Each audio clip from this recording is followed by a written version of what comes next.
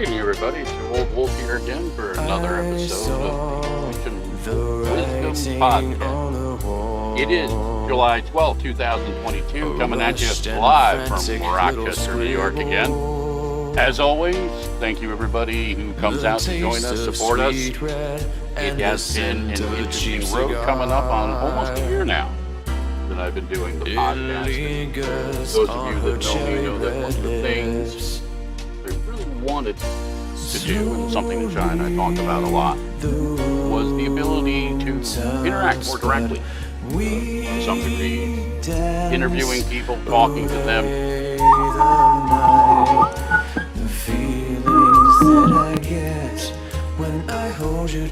So we're trying to get the audio settings set. I got the witch in here saying, That the music needs to turn down just a little. Music is too loud.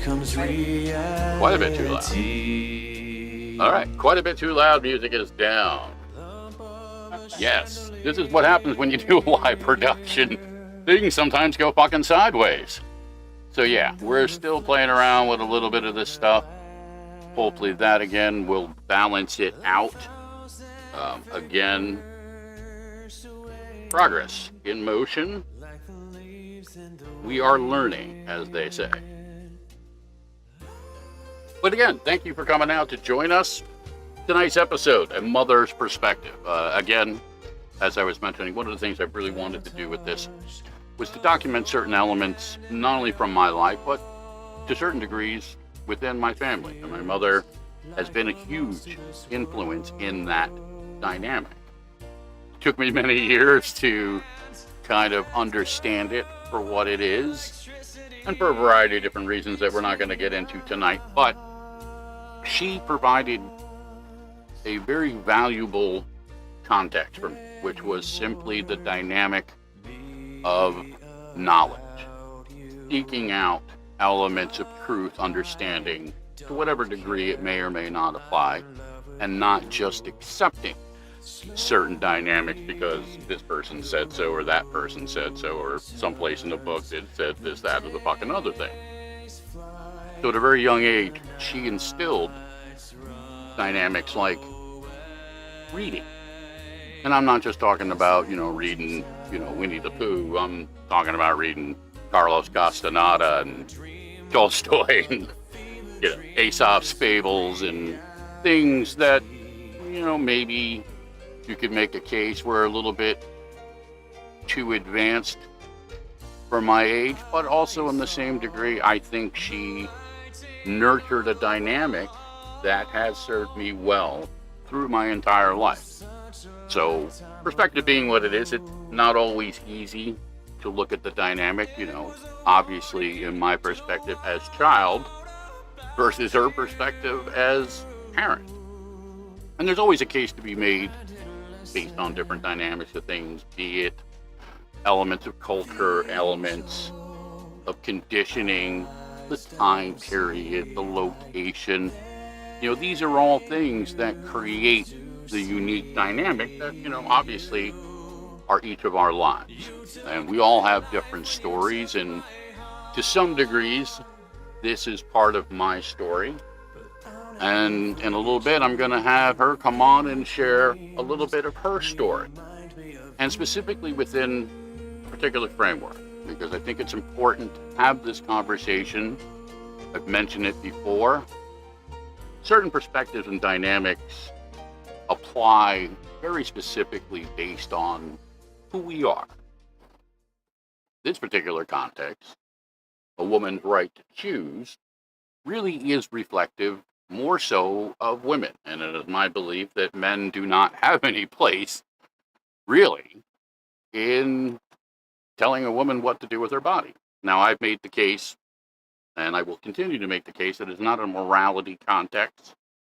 It is simply a basic human desire to make one's own choices. And again, I'm not going to dance into the politics or the debates of this, that, or the other thing.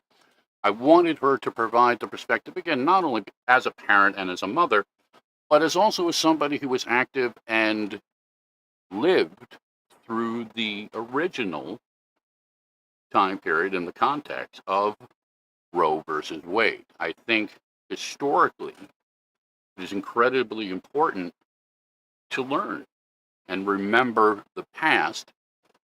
It has been said a few times that not learning from history, from our past, is what dooms us to repeat the mistakes of the past. And again, you can debate about, is it a mistake? Is it a context of states' rights versus federal rights versus whatever, again, angle you may or may not be coming at it from? But there are other perspectives that I think are not only equally as valid, but maybe when framed against the context of what's going on today is more important.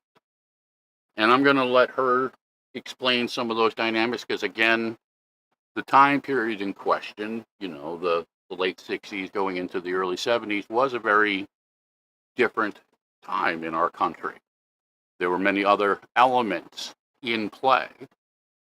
And I believe, as she does, that they played a part in a lot of these dynamics, and they are, in many ways, still in play today.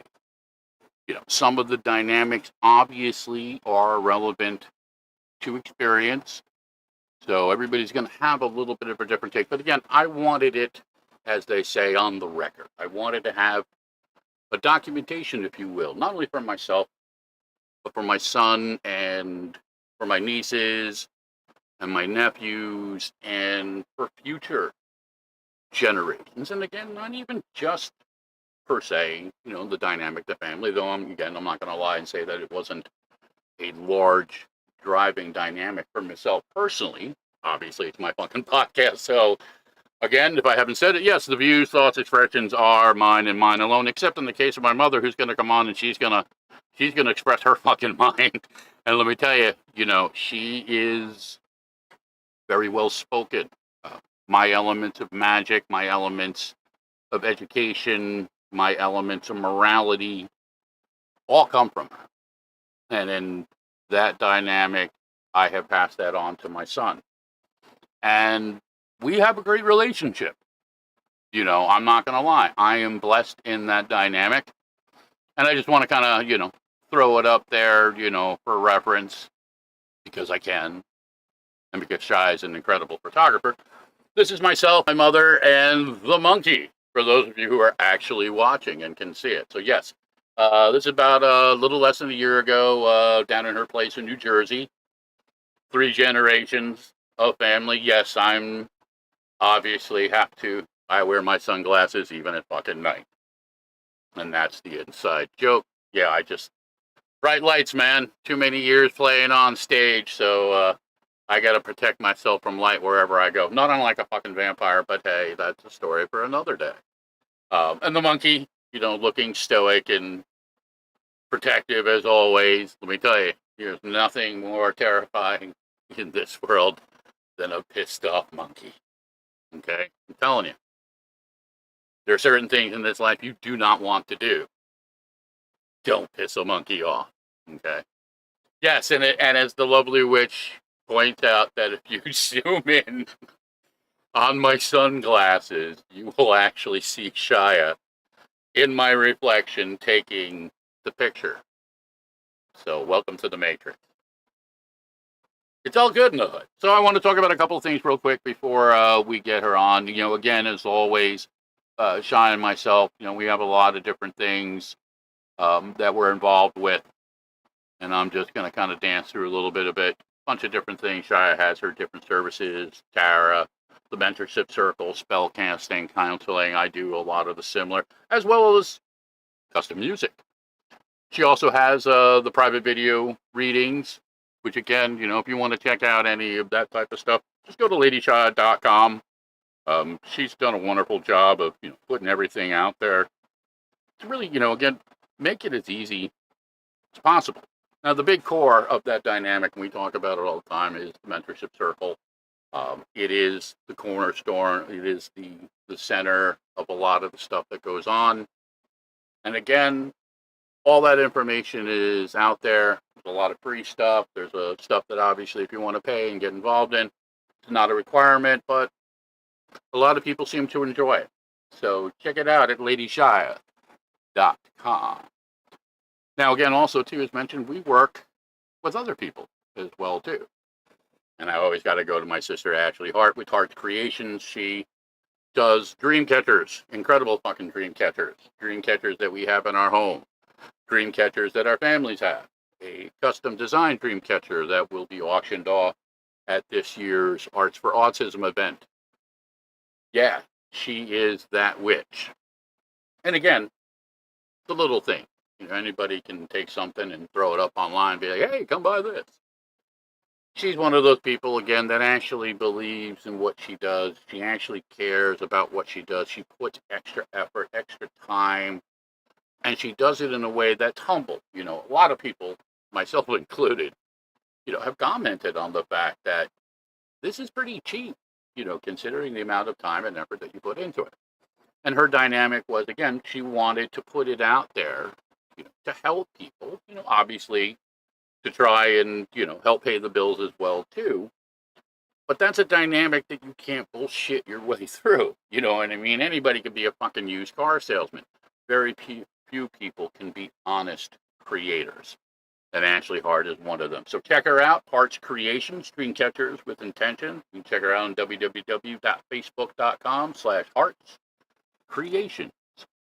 Now, one of the other groups of people that we work with, and I am honored to, in many ways, through Shiya, call family, are Bobby and Shiya Sherry. Yeah, see, my tongue tie. Again, the choice of doing live stuff. It's not even really live radio, live internet. Same analogy. But yes, Bobby and Sherry with Boom Beam. Again, same as Ashley, you know, they're not just, you know, honking little wares of this, that, and the other thing. They actually give a shit about what they do. And they take a lot of time and a lot of effort and a lot of personal investment in what we refer to as the magic within these types of things. So, you know, be it bracelets or, you know, pendants or any number of, you know, symbolic or ritualistic context, crystals. Yeah, definitely check them out. Very good at what they do. They have really not only good eyes, but, you know, again, great imaginations in translating a lot of the dynamics and really giving them, you know, beauty on top of the magic that they have. So you can check them out on Facebook and Instagram, Moonbeams 2021. Mention the witch, Lady Shiya, and get 20% off your first order or first item. I'm not exactly sure how that works and stuff like that. Shiya will post out there and give me the management update. If I'm not speaking correctly, I apologize. Again, this is what happens when you do things unscripted. Sometimes you're just like, hey, yeah, it happens like that. So yes, definitely check them out. We also have our good friend Suzanne Duby Delgado. And I'm probably confusing all of that, I think, too. First order, Shiya says. Mystical Moons. Suzanne, again, you know, a lot of the crystal-oriented jewelry, the bracelets, other, you know, see the cool little skulls there if you're actually watching. She has been a generous supporter and also helped sponsor one of the promotional contests that we had back in the beginning of the year. But also, too, within the scope of the community, you know, just mention Shiya or myself, and again, she'll give you 25% off your first item. So even if it's just, you know, something simple, you know, a bracelet maybe for a friend or family, or, you know, all these other little, you know, types of things, they can be ritualistic, they can be playful. They're beautiful little things. And we believe in that context of strength in numbers, so we all try and support each other. So check her out at Mystical Moons. Facebook.com/Mystical Moons Live or www.mysticalmoons.com. Yes, the witch informs me it is about a 7-second delay. So yeah, again, I mean, I'm not even going to attempt to fucking censor myself. We don't have technology like that, you know what I mean? So whatever happens, happens, as they say. What happens in Rochester definitely ain't staying in fucking Rochester. It's going global. And finally, my brother, Tony Rodriguez, band Broken Past, the iconic, world-renowned Tattoo Tony Under My Skin tattoo shop in the Atlantic Highlands, New Jersey, Jersey Shore. Incredible place, incredible guy. He's been doing tattoos for years. He's a heavy foundation of the culture down there, the Asbury Park scene. And he actually, again, gives a shit about what he does. He also has the Papo Sticker Company, which is basically anything you can imagine turned into anything you can imagine. So that could be a t-shirt. Tony did a custom sweatshirt that we again did not that long ago for one of our custom contests that we did here on the podcast.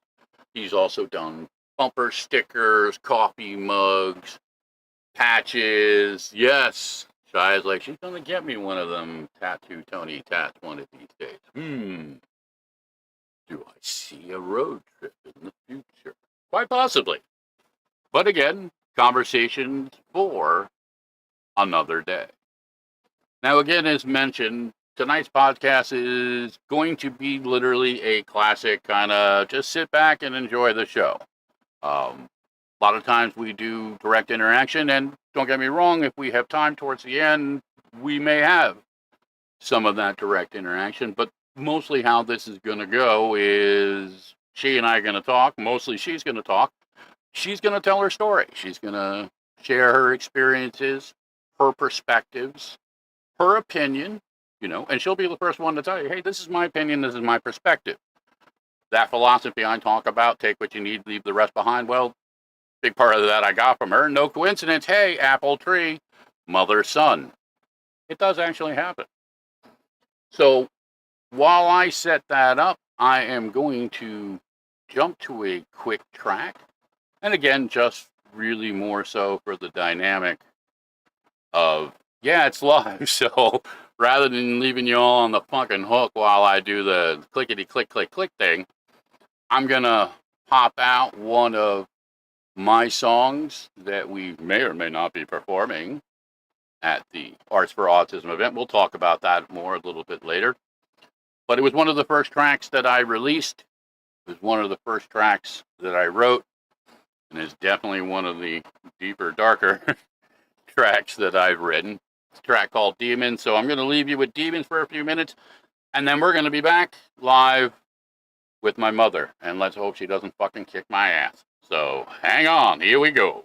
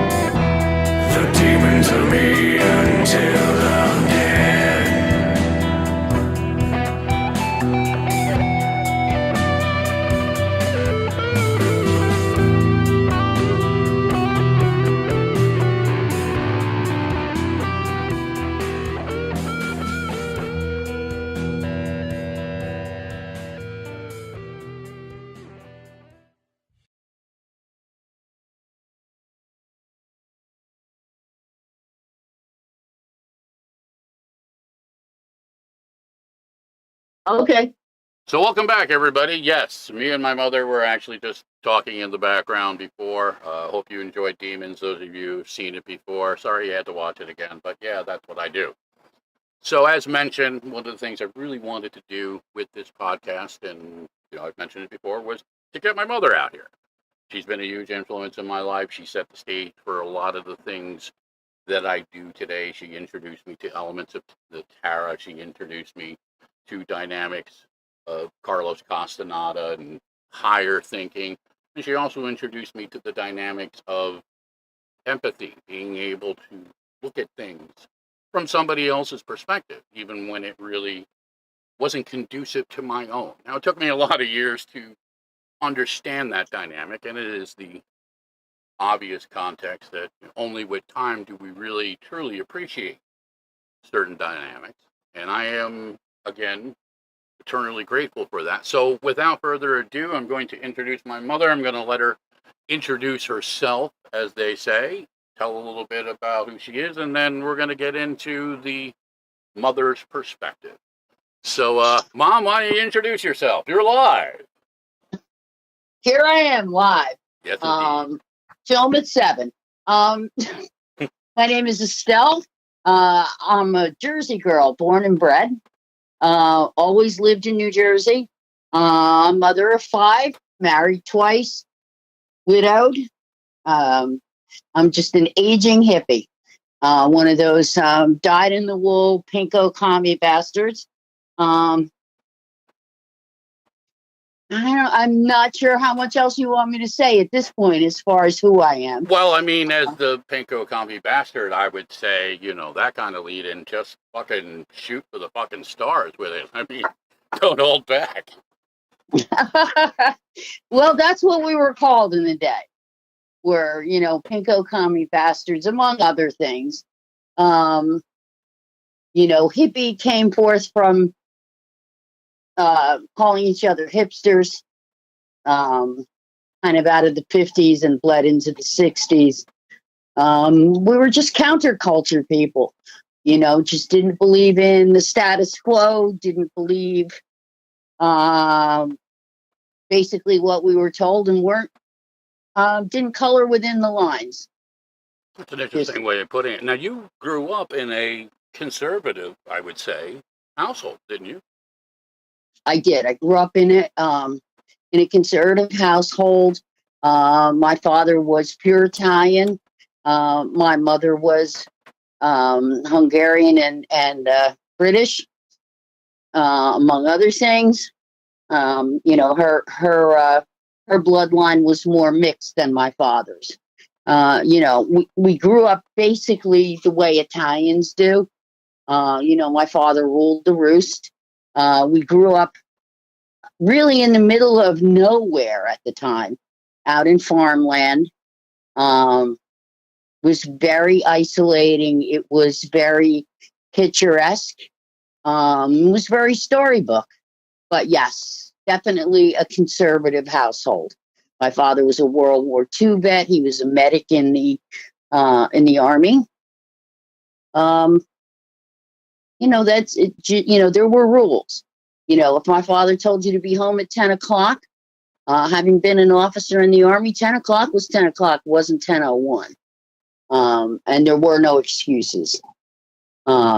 So certainly I didn't inherit the left side, but my father was a very unique character. While he was very strict and it was his house, he ruled. A lot of the tenets that I have come from him. I don't think he had a prejudiced bone in his body. I got from him. My mother was a little different than that, but my father wasn't. He set the example. He never asked you to do anything he didn't do himself. We worked hard. We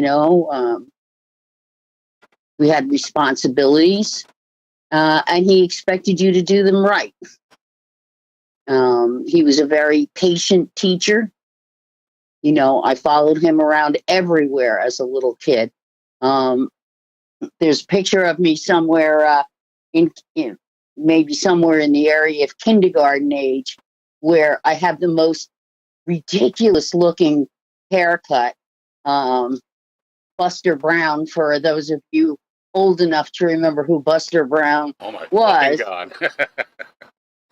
Yeah, Buster Brown I kind of remember. I haircut. remember those. I think I remember. I had to wear them a few years myself. Yep, hair cut up to the middle of my ears and bangs straight across, because I had to go to the barber shop with him and I had to get a haircut like he did. And I got a haircut. It's just the way it was. Now, if I remember correctly, in conversations over the years, on your side of the family, at least, it was not overtly religious. There was religion, but it was not in the classic, I guess what you could say on the old man's side, the deep Roman Catholic, old No, it Latin was not. dynamic. It was not. My father had converted to become an Episcopalian, which is the Anglo version of Catholicism, the Henry VIII Catholicism. He changed the church to suit his purpose, that sort of thing. So that was the church that I went to.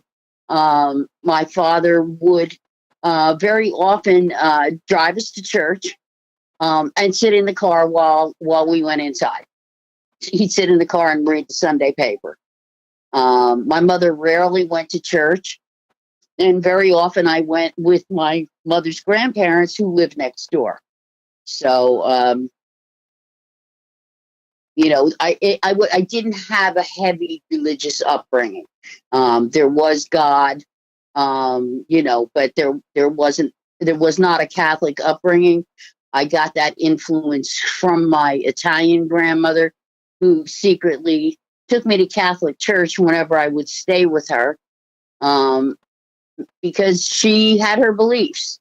She was an old world Italian. So, and I was the kid who got in trouble when I went to what is the equivalent of the Episcopal catechism, when I chirped up my opinion when they told us where the church originated and how wonderful Henry VIII was for changing things. And I just raised my hand and said, "Oh no, that's not correct. He changed it because he wanted a divorce from his wife." Yeah, those inconvenient truths. Yeah, I always had the mouth when it came to the inconvenient truth, and they obviously they called my parents and such, and my father tried to give me a lesson about it wasn't that what you did was bad, but I certainly needed to start to learn how to consider who my audience was when I shot my mouth off. So, well, and I never learned that particular lesson. Well, always been mouthy. To some degrees, I've always found, and I also get that dynamic from you, and my son, your grandson, also gets that dynamic. Sometimes it can serve you well. It's like most things, context. Now, again, this time period, and we're going to kind of do a quick jump. You went to a high school called Franklin High School. And at that time period, in the early mid-'60s, probably, I guess you could say, was one of the focal points where integration and stuff was happening due to its proximity to New Brunswick and to obviously the demographics of the surrounding areas within Somerset County, New Jersey. Why don't you jump for us into that time period? Because again, I know from speaking to you over the years and you telling, different stories in that context, that's probably really the beginning of where some of these elements, for you at least, began to develop as you became exposed to different ideologies and such. You're definitely correct about that. Going to that high school was this huge eye-opener. I came from going to very small rural elementary schools to Franklin, and at that time, that school contained 7th through 11th grade, the first year, and then a year or two after that, they got whatever it is you get from the state, and they were 7 through 12.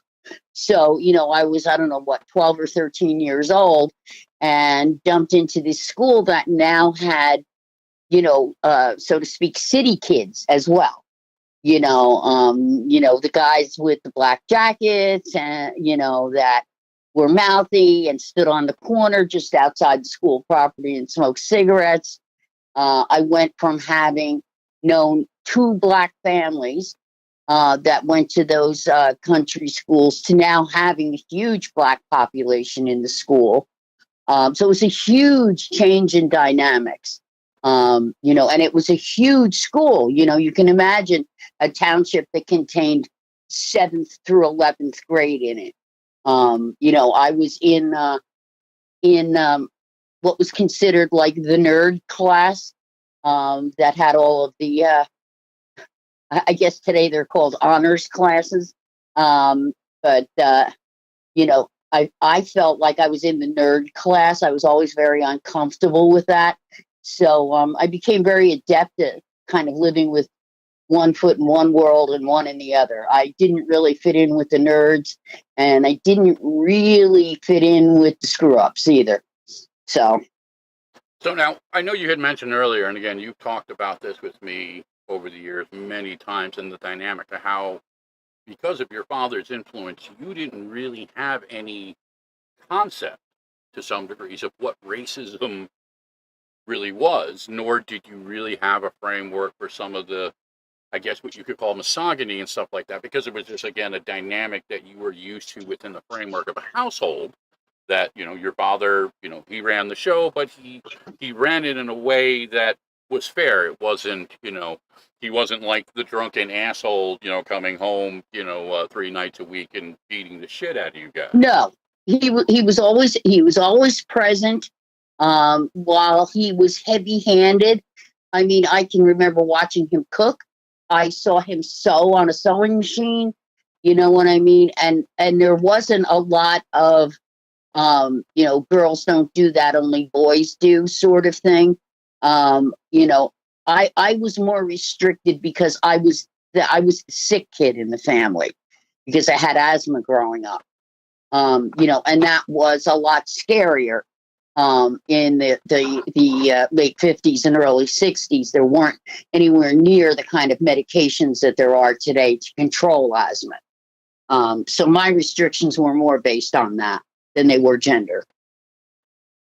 What are you, and no, my father always said that he, being a medic in the service, he learned 2 things when he went into the Army. That he thought, as an Italian, that he knew what prejudice was until he saw how black men were treated in the Army.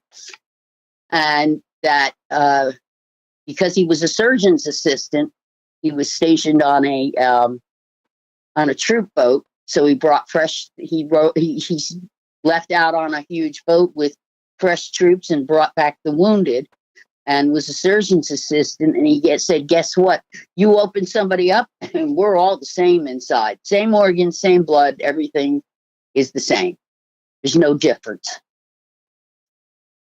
So I know, again, in that time period, especially within the framework of some of the other dynamics that are going on, obviously Vietnam, you had the civil rights movement, obviously really kicking into gear. And then obviously the dynamics of, as you referenced it, the hippie movement, feminism and stuff like that.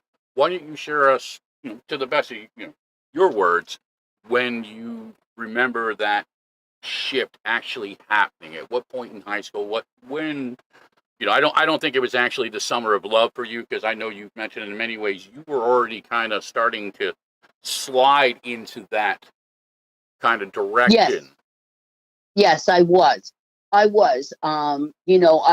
think that I think my shift started probably in the much earlier 60s. My father was a news junkie. Therefore, I was a news junkie. So he never protected me from watching the news. And he made me pay attention to things. And, he would comment on As things started to become shown on TV, when people started to see what racism was, especially in the South. If you lived in the North, you didn't really have a picture of what people did in the South. You might have heard people use the N word and not want to hang around black people, etc. But you didn't know what it was. So my shift started somewhere around there, and then I guess I was a junior in high school. I don't remember. I don't know. I was in high school, and I read a book called Three Lives for Mississippi, which was about the three young collegemen who went down to register voters in the South and were slaughtered. And that really was a huge eye opener for me. I was always a big reader, and that book just really, I don't know, gave me an eye opener as to what the real world was actually like out there. I wasn't as much a hippie, so to speak, in high school, because I wasn't a pot smoker at that point in my life. I certainly knew, a lot of drug users and stuff, but that part of my left wing, didn't come into play until probably, 1968 or so, after you were born. So, um, you know, uh, I think I was less aware of the feminist movement at first, um, because there were a lot of things I just weren't aware of. You know what I mean? If you grow up in the middle of the country and, you don't hear a lot of pejorative stuff about women, you don't realize. But I started to realizing things like, I don't think it was until 1974 that a woman could own a credit card that wasn't under her husband's name. Couldn't have your own credit. You couldn't get your own mortgage. It started to become obvious as I went out into the working world out of high school. I worked for Rutgers University initially. That the pay scales were really low for women, and it's like, hey, that guy's no smarter than me. So I think everything comes in layers. I guess is what I'm trying to say. The anti-war was something I got really early, along in my exposure to the war in Vietnam, because I started seeing the people I went to school with, some of those who weren't doing well in school that would then quit school and go into, at that time you could quit school and go into the Marines or wherever you wanted to go. You could actually be a Marine without a high school diploma, and not come back. I had a real early exposure to that. So I think I was anti-war really early on, and I was definitely left-wing politics when I saw the likes of Goldberg, who was running for president in the 60s, radical conservative. So I think being exposed a lot to the news had a lot to do with my attitudes. That I got to see what a lot of things, because the news I think was in a lot of ways a lot more exposing as the 60s progressed than it had been. Now, again, in talking over the years, and obviously a child's recollection is just that. It is a child's recollection. So, I remember, vague things of getting dragged around. I have a picture up. You won't be able to see it till later, but I grabbed one of the old pictures of you. It's you with one of like the hippie poncho type of things, and you've got me in the arms type. It's I think it's one of the ones I think came off of your Facebook page. But you were very active for these elements, but you didn't even necessarily agree personally. Again, as mentioned, you chose not to just have one child, especially at this time period. I was born in February of '68, but you ended up having 5 children. So the dynamic was never, again, a context about your aspect of, morality, because obviously you had 5 children, you know what I mean? Right. But Exactly. you always made it a point, especially in regards to things, Martin Luther King and, obviously the assassination of JFK and, the anti-war movement, that you became very active and very vocal in that dynamic, even as a young parent, even though not all of these things obviously specifically apply to you. Again, you were a white woman, so civil rights didn't really have a practical quote unquote application for you, and the whole abortion aspect didn't apply to you because you didn't believe personally for yourself that abortion was an option, but yet you still embraced the dynamics of other people's rights to choose, other people's rights to be treated equal. Why don't you tell me a little bit about what really, I guess, to some degrees, pushed you to the dynamic of getting involved? Because, I remember getting dragged around with you, as a kid. And don't get me wrong, they're not bad memories. But, you weren't just somebody who was sitting home talking about it. You were actually out there during Yes. a lot of this insanity. Yes, I was. I had my own level of participation in peace marches, in demonstrations, in forums. There just seemed to be this huge dynamic of inequity because white women and you didn't necessarily have to be rich for this to apply.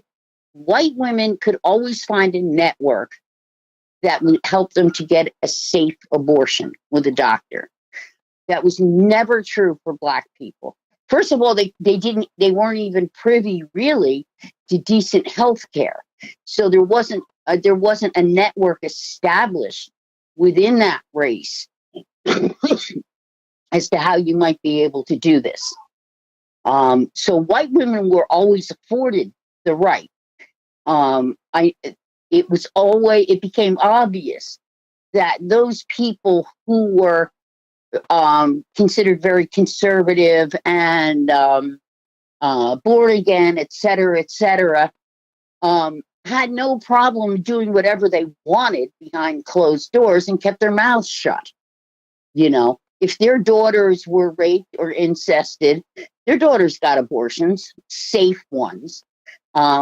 While poor white women and Black women and brown women, were dying from having, they used to call them clothes hanger abortions. As nasty as that sounds and graphic as it is, it's actually honest. So that was a lot of what inspired me, in that it wasn't fair. And I think that was very much a part of something my father imparted into me, was the idea of fairness, to be fair. If you expected to be able to do something, everyone else should be able to do the same thing. So be careful about what you expect. So it just seemed like it was a war that wasn't fair. I watched many, many more Black men that I knew die in Vietnam. And while I saw many of my white friends die, they were only the ones that were less educated that ended up cannon fodder, so to speak. So those were a lot of things that I was seeing that just seemed, there were things coming out of people's mouths on what I considered the right. It never really matched their actions behind closed doors. For all of the morality they spouted about how horrible the concepts, how it was, communist and anti-Christ to be free love and such. While, they all had mistresses behind closed doors, so those were the things that I saw that really that got under my skin. Now again, And no, please continue. and it just seemed like it needed to be given a voice. That attention needed to be called to it. I think, and one of the things along the way that was very disappointing for me was that it wasn't enough to just point out the inequities and make them show. They still weren't going to change. The people in power were in power, and so it wasn't going to be an easy journey. If you watched the path of the civil rights activists, the South got away with things like turning dogs and fire hoses on people that demonstrated and killing them.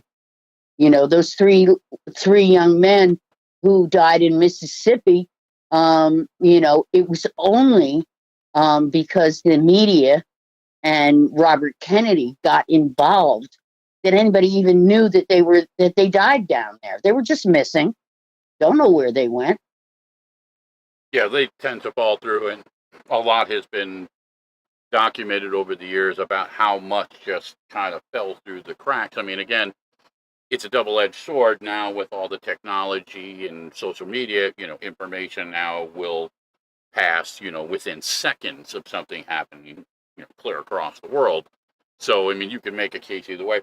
I know one of the things that you have, again, stressed upon, for you at least, was the dynamics of how many of the voices of that era being silenced, and let's be blatant, be blunt about it, being assassinated, also, I think, changed a lot of the context of perspective of, how were we going to get these dynamics not only to change, but, to get some, direct, involvement on it. I know you mentioned, many times, and, and again, obviously I don't have the perspective of it, that you do, but, between, Martin Luther King and the Kennedy brothers, within, that period of time, definitely, I mean, again, describe it in your words, how did it really change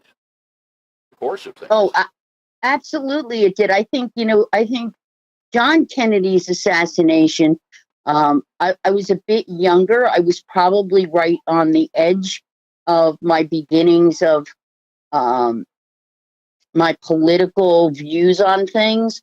And it stunned me as a kid.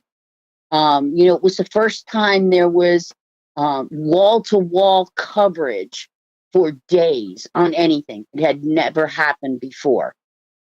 Granted, television was relatively new in 63 when he was assassinated, but it was unheard of for the TV to stay on the same subject live, which, if you know anything about television production in the era, was a huge feat that they accomplished.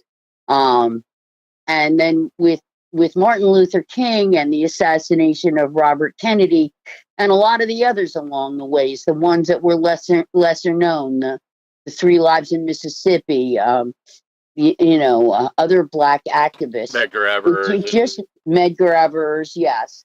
It just seemed as though wherever there was hope, wherever there was somebody who seemed to speak with sanity, whenever there was someone like Robert Kennedy, who, I mean, he was a rich, entitled white boy, and changed his perspective when he got the glimpse of what life was like for poor people, for Black people, for people who lived in places like Appalachia or on Indian reservations or were Mexican immigrants, be they legal or illegal.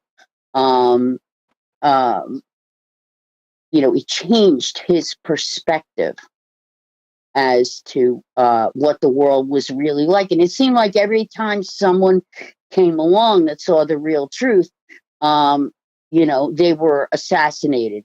And everyone was supposed to swallow the bunk that it was just some random goofball that took them off the face of the earth.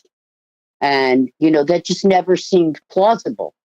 Still doesn't today seem plausible. Even though I realize there are random acts of violence that are just nobodies, there's just too much coincidence in that for the amount of political leaders that were assassinated. That's anybody who had any influence didn't stick around long. I think that would probably my biggest heartbreak politically was when they killed Robert Kennedy. Because it was like, oh my God, there might be somebody who can get elected to office, and after things like Nixon, it was like we might actually get someone who has some empathy, and that wasn't to be. But the irony is, don't you kind of wish you had Nixon back right now instead of some of these other characters? You know what? Nixon was Mickey Mouse compared to what we had in the creamsicle. He is just soulless, heartless, and no moral compass whatsoever. And that has nothing to do with religion or God or anything else. He's got no moral compass. He's a dyed-in-the-wool narcissist, and he managed to get elected to be president. Probably, as weird as this is going to sound, what he did do was he brought out of the woodwork all of the people that were quietly hiding racists and misogynists. He did give them the right to come right on out, so we know where they are now. You know what I mean? They're not hiding anymore. And it's a scary thing. Well, one of the unfortunate elements of this, and again, one of the reasons, part of the rationale that I have been out here doing this, and you and I have talked about this, is that a lot of people have been duped. They have been sold the bullshit. They've been, absolutely. Not like a used car salesman, the snake oil guy, the false prophet, whatever analogy you want to throw out there. They have basically been fed the Kool-Aid and manipulated. I think a lot of us really feel, especially now in light of, how things are coming out more. Granted, obviously, yes, some of this is the political spin, but some of the dynamic, again, and I hate to say it, when you have a consensus between left and right, then you know that there is some bullshit going on. You know what I mean? Because there's very little that you can get people on opposite sides of the fence to come together and say, hey, yeah. And this is one of them. Again, I'll use the analogy. I've never been a fan of Bill Barr. I wasn't a fan of Bill Barr when he was under Bush. And, and I've made no illusions. I come from obviously two very diverse elements. I had you on the one hand of the spectrum, which had more of the open-mindedness, the magic, the education, the philosophy element, and then you had the old man side with the chief, which was the deep, deep McCarthy, white Jesus, everybody else is fucking less than because God told me so, now you all gotta fucking die thing. And I believe, and I know again, you have alluded to this as well, that we're seeing in a lot of ways a repeat of what went down during that time period, especially with the weaponization of misinformation, the narcissism, as you have pointed out, and the full-on drive to just simply rewrite aspects of things that were fought for, and in many ways we thought we had kind of gotten past, but in reality we didn't actually get past it. Well, I think that among those of us who were activists, who were hard believers, we always knew in our hearts that while the legislation was needed for civil rights, women's rights, human rights, that was necessary, but that wasn't going to be enough. That it was going to take generations to be able to change attitudes. Those are things that are inbred in people, depending on their upbringing. Brought up by different parents. You might have been a Proud Boy. Which, by the way, it's the dynamics of conditioning. Just by the way, for everybody out there, Proud Boy is actually a farmer's term for a bull that's been castrated. So there you go, Proud Boys. Well, that's like my thing with the Scientologists, and I would be remiss if I didn't put out the universal fuck you to Scientology and be like, here I am, come get me. So yeah, really. That's one of my little, kind of taglines now. But I think we always knew that, and I think there were so many people in the 60s who became disillusioned because what we began to find was within the ranks were government infiltrators that were put there first to make us look bad, to be able to gather information. Black Panthers were infiltrated, by government operatives, so that the good that they did is not remembered. It isn't remembered how many children got to have breakfast. It's not remembered the tenants that were part of the Black Panther Party. Same with the movement for freedom and peace. You never knew. You began to realize you never knew, unless you really knew the person personally, who was the rat. Who was the person in there that was in there to manipulate how things ended up looking, so that you could end up looking bad. And I'm sure that still goes on today. I'm sure there's infiltrators we know that from, what is now public information in regards to Hoover's, tenor there within, the FBI, that, John Lennon on down the line, they had files on everybody. And that was part of the weaponization to many degrees of misinformation. Many of the playbooks that are used now were set by the McCarthy dynamics and your Roy Cohns and, your others who, again, within that framework learned and understood. And it's become a totalitarian, I guess you could say blueprint that when you manipulate information, you can create any reality that you want. Right. Exactly. Or when you manipulate circumstances, when you're the one in the peaceful march that causes things to go the wrong way, so that then you can be pointed at and said, well, look at them, they're rioting, they're this, they're breaking windows. If you've got people put in there, it's funny what you say about Hoover, because I have a good friend who's in my age bracket. She's a year younger than me, who's also a leftover hippie and left wing. And we said probably the only reason why we don't still have FBI jackets was because they were paper in the day, and they're probably gone.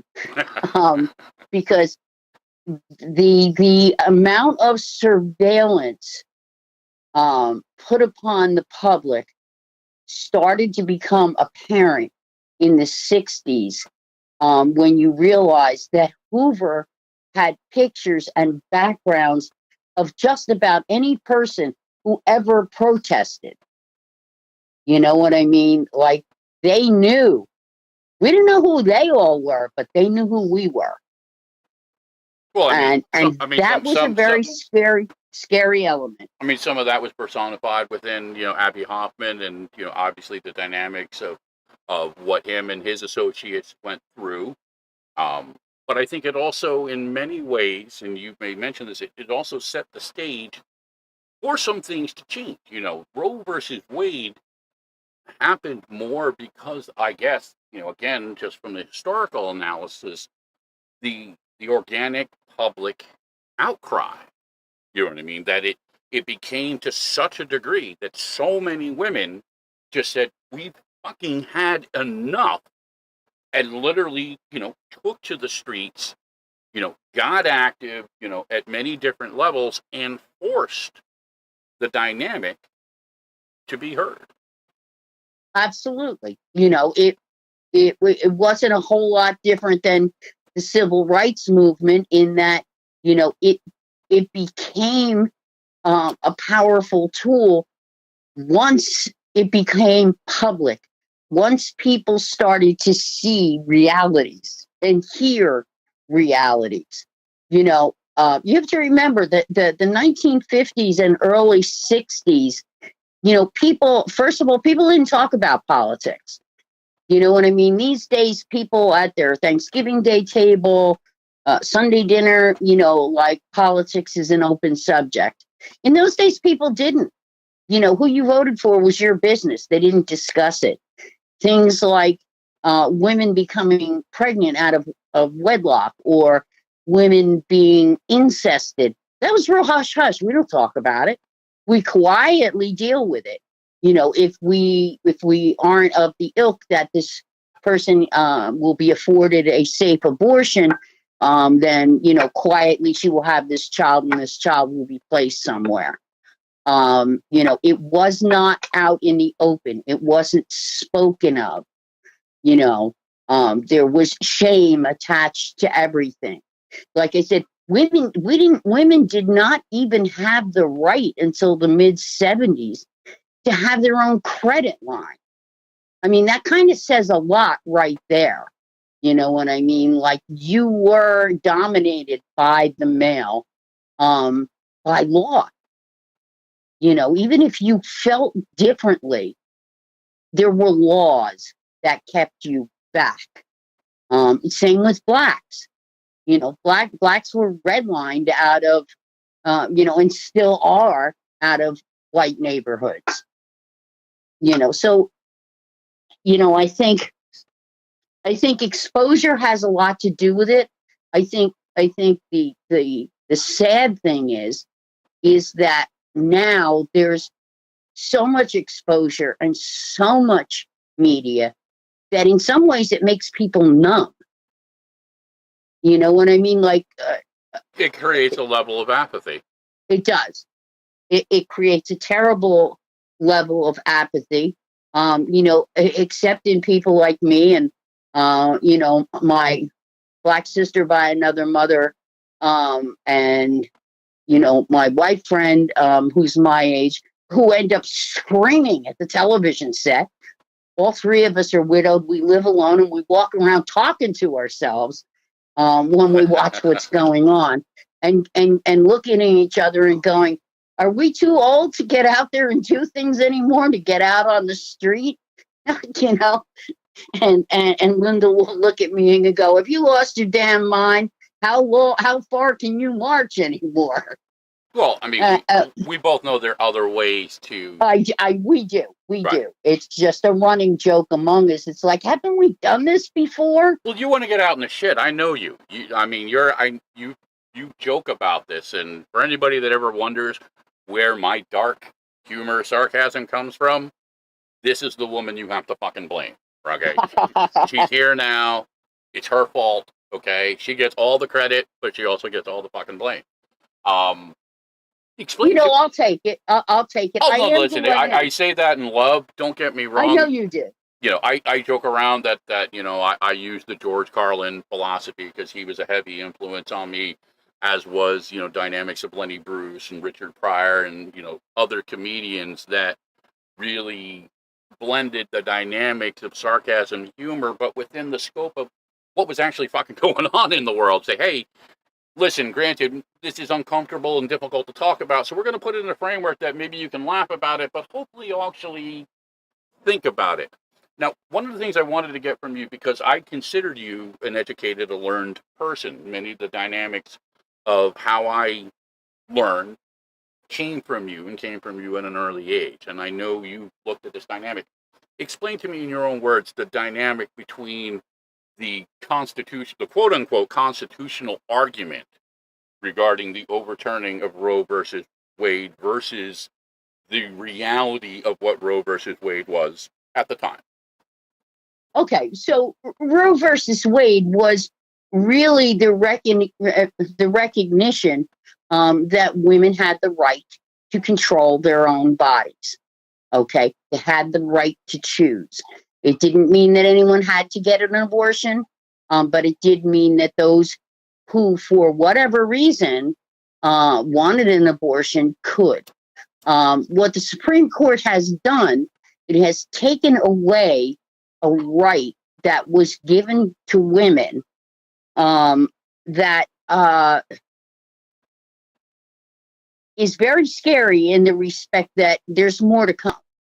Okay. And, they want to make the analogy of, well, the court has overturned many, many, many decisions in its lifetime. I mean, look, we overturned Plessy versus Ferguson. It's like, well, yeah, because that denied people rights. You know what I mean? So it was overturned to give people rights, not to take any rights away. So, I think that, what I see coming is the reversal of everything that happened in the 60s and 70s, of everything that's happened. And granted, there was the unintended consequences that came out of a lot of the things that happened in the 60s. A lot of this political correctness, which actually denies people the right to speak up and be themselves, sprung out of that. It was an unintended consequence. So, I think in Roe v. Wade, you're going to see that women will come out in droves into the streets. What is important is, who do we get out to vote? Because it really does. And, as much as they want to poke at Joe Biden, and as much as he's not my favorite politician, you have heard me say that, Jesus, could we, in the entire Democratic party, we couldn't find anything other than an old bag of bones. Well, I mean, again, yeah, right. It just represents the old status quo and just feeds into the narrative of business as usual, which, again, right, it does. In many ways is honest. You know what I mean? And it is a problem. And you and I have discussed this dynamic that we almost don't really even have political systems anymore. What we have are spokespeople for different self-interest groups, corporations, think tanks. There's the word. The word there is self. Okay. Government officials are employed by the people and for the people. No one has a sense of civic duty anymore, at all. Like everything is about me. Oh, my feelings were hurt. You can't say that as a comedian. You hurt my feelings. So there are things that have quietly eroded. And, there's been rumblings within the courts leading up to Roe v. Wade and a lot of things that have happened. I think that we're in a very dangerous spot.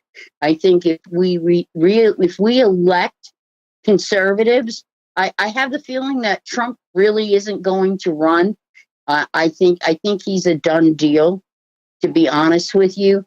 I think he can make a lot of noise. He can cause a lot of trouble. At this particular juncture, I think it would be a miracle if he somehow escapes indictment. Again, I understand that a lot of people disagree with the political context, but when you have people like Bill Barr and Pat Leone and Rusty Bauer and a lot of these other really deep, old establishment conservative Republicans saying this is fucked up, this was not only unconstitutional, but seditious, you have to really, again, take a closer look because, again, the whole context of what has been driving a lot of this has been based off of bullshit. This false narrative of, Democrats are, satanic, baby-eating, fucking aliens.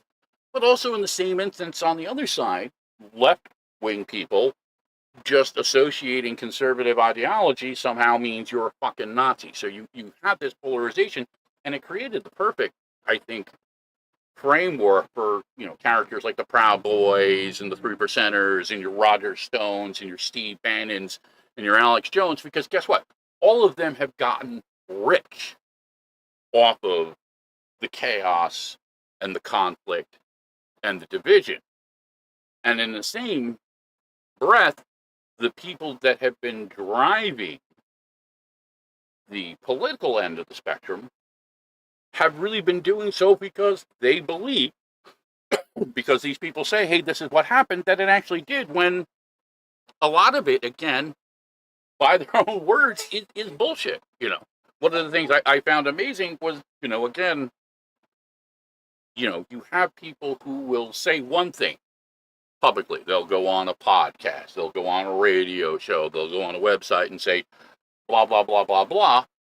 But when it comes down to sit down and actually testify, when you have to actually go under oath, they got nothing to fucking say.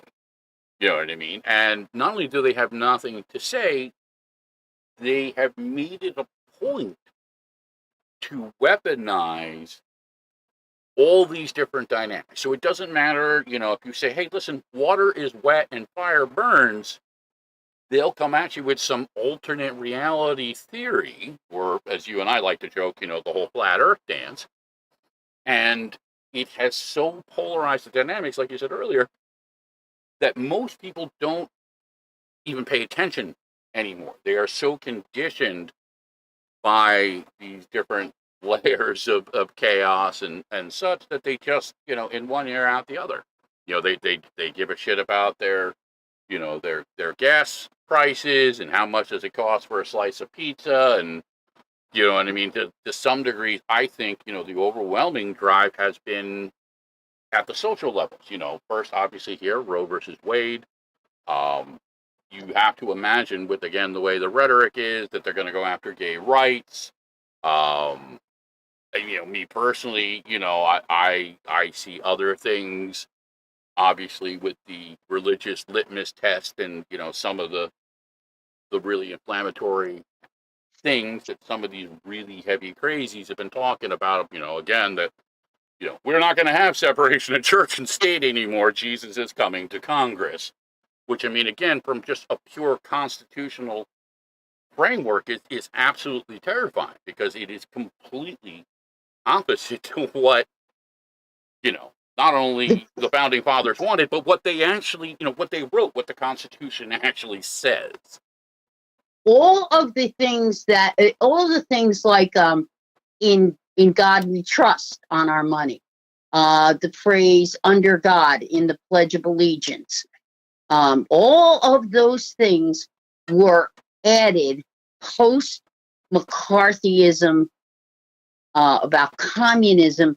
They were added in the 50s and 60s. They are not part of what was originally there. Okay, the motto was E pluribus unum, out of one many. Okay, it was not in God we trust. That's not until, might be like 1954, maybe even a little bit later, but in that era, you know what I mean? In God we trust was not the motto of the United States. One nation under God was not part of the original Pledge of Allegiance. These are all things, and this is why, and of course this gets contorted too, that this is why real history needs to be taught. Even And if that's it's not uncomfortable. about, it's not about being woke. I hate that word. You know what I mean? Like, like stop saying that word, because it just puts forth too much stupidity. It gets convoluted, but that's the real truth, that God was never a part of the original founding of the United States of America, or the Constitution, or the Pledge of Allegiance, or on our money, or any of that. And it's not You to know, say that God wasn't a part, but the ideology and the framework and the words themselves saying that was a personal dynamic, that was your right to worship God as you saw well, that's him or her. correct. Right. So it wasn't like we were saying, hey, there is no God. We're throwing all No, these no, things no. out the window, and we're all just going to be a bunch of Satan worshiping, fucking space lizards.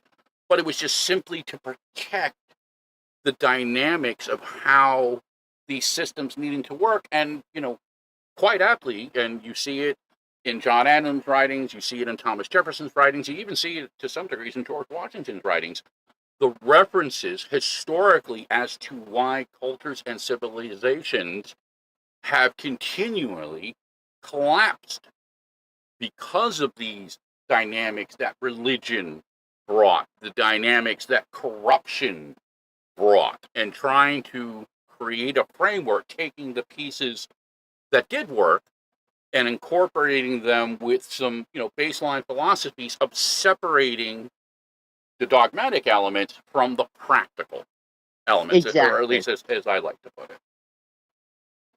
The foundation was always about the freedom to choose your religion, to choose how and if you worship God.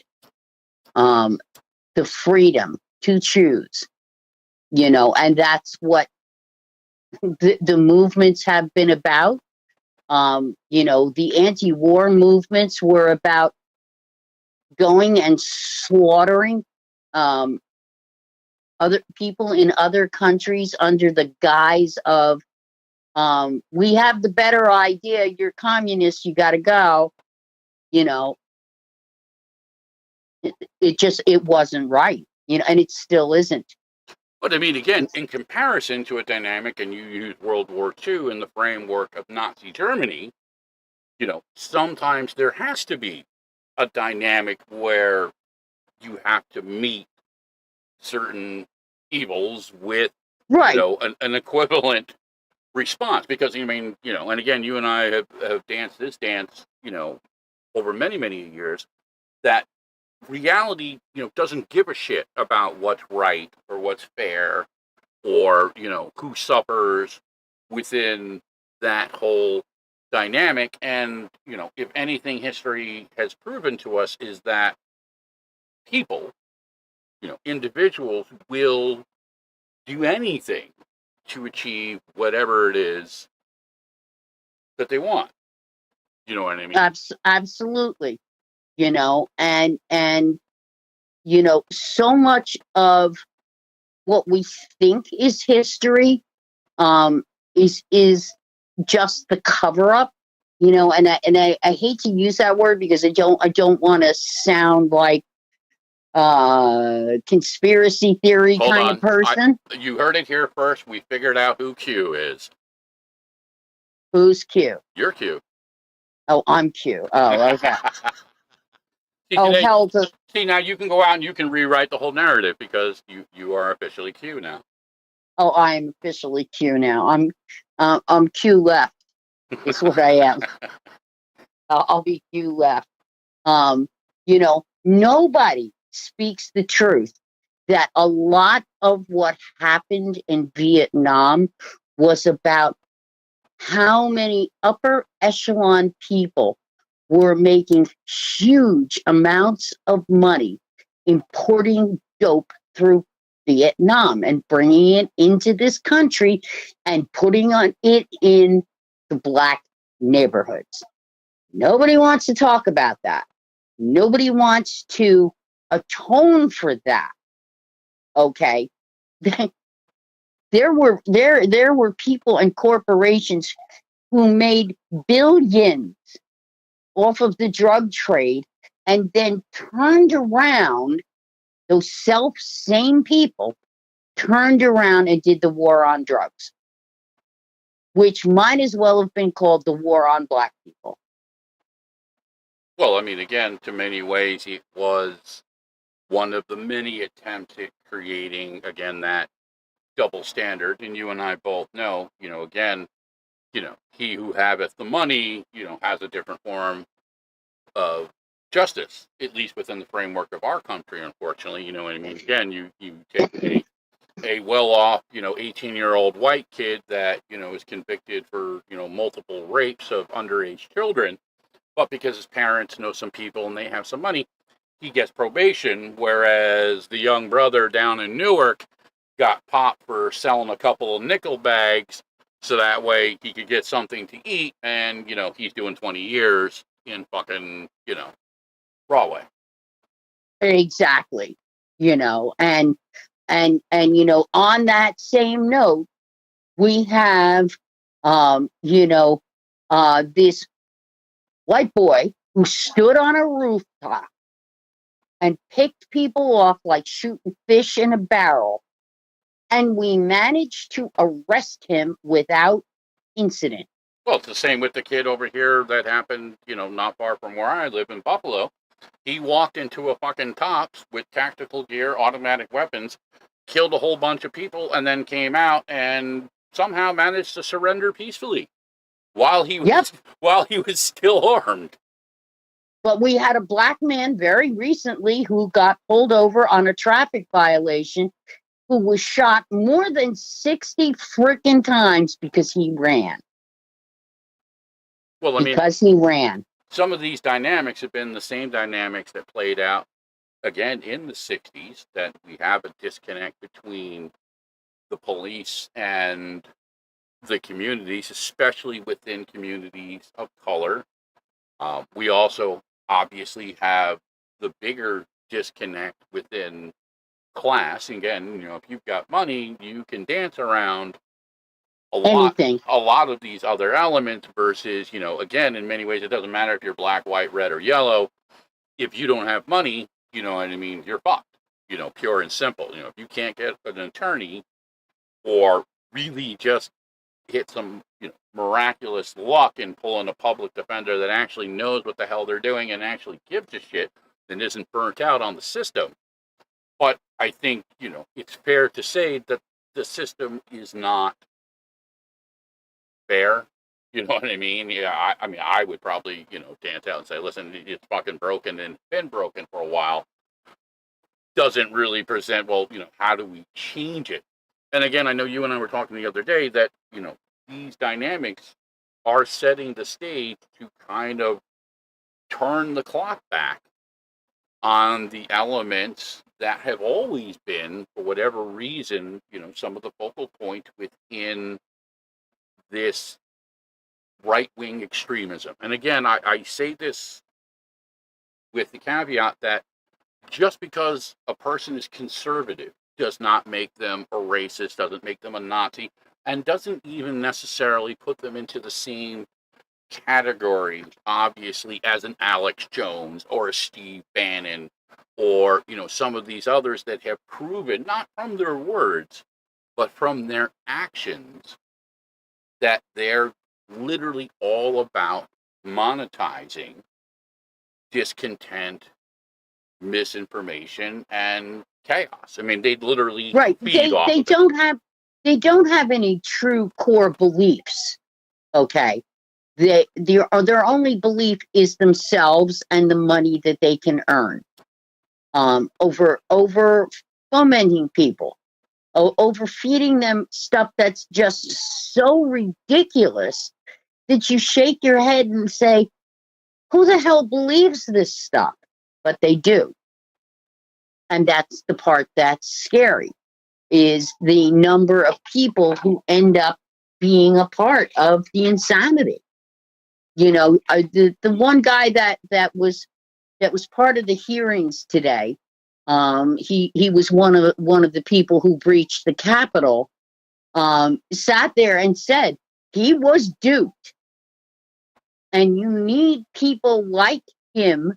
You have to be open-minded enough to let people like him come forward and speak, because he's going to speak truth to those people who are like him.